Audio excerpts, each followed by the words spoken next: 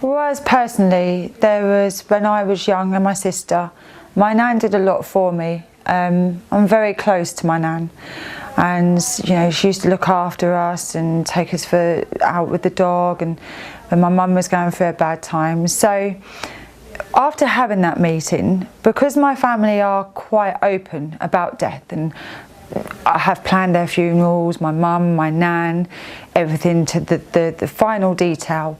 Even my dad is in the process with his wife, going through it and planning theirs. And it was so overwhelming in a nice way, that what other families did, other countries did, and it got me thinking.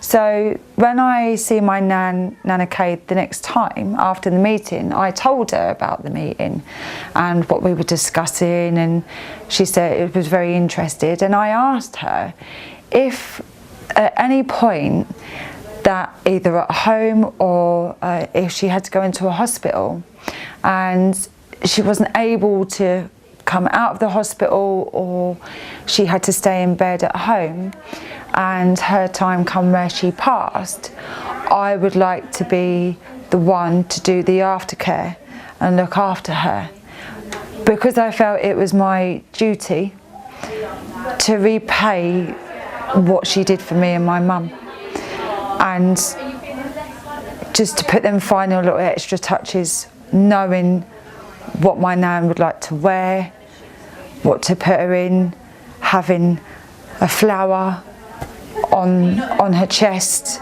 just the final little details that I know what she'd like where nobody else would. I'm going to ask my mum exactly the same. My nan did get a little bit worried, but she's fine. And yeah, if it come to the point that my nan changed her mind, I would respect that, but then I would also ask that maybe I could still be in the room or come to the hospital and just be there holding her hand and talking to her whilst somebody else did the personal care. So I just feel it's my duty as her granddaughter to repay what she did for me and my sister. Relieved that my nan didn't take it the wrong way.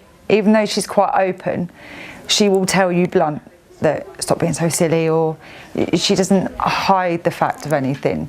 You know, she'll quite openly talk about what she's arranged for her funeral. So yeah, relieved and happy that I didn't offend her. I didn't offend her feelings, and that I felt comfortable that she was able to talk back to me and say yes or no. And again, I'm going to ask my mum, and I'll ask my dad the same thing. And even though my sister's 2 years younger than me, and even ask my sister, and expect my sister or my kids to do the same for me.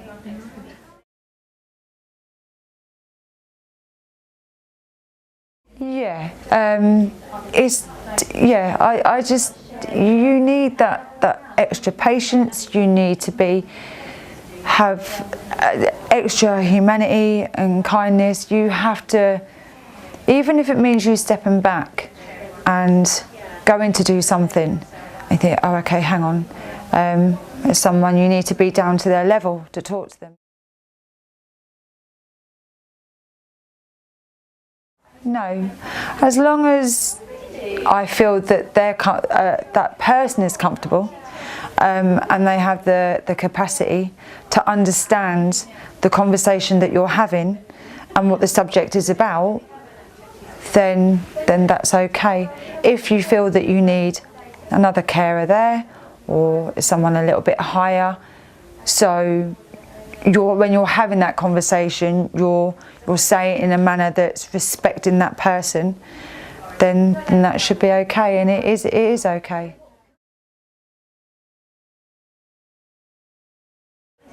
Personally, it means to me that no matter what is going on in the world, there is humanity out there, and sometimes as a carer, it's not just about doing your 8 till 2 or your 8 till 8. You know, if you can go home and you've got a neighbour that needs that little bit of help, then I think everybody should be able to go round and say, here's a shepherd's pie I made, knowing that they're on their own, taking your dog round if you've got a dog like I have, spending half an hour having a cup of tea and talking about their day, that they would miss that if they were married or someone passed. It brings a small town, a small neighbourhood closer together. Kindness and humanity should be a 24-hour thing. You know, it should be from the heart. It's lovely. So, Lovely. Thank you. You're welcome.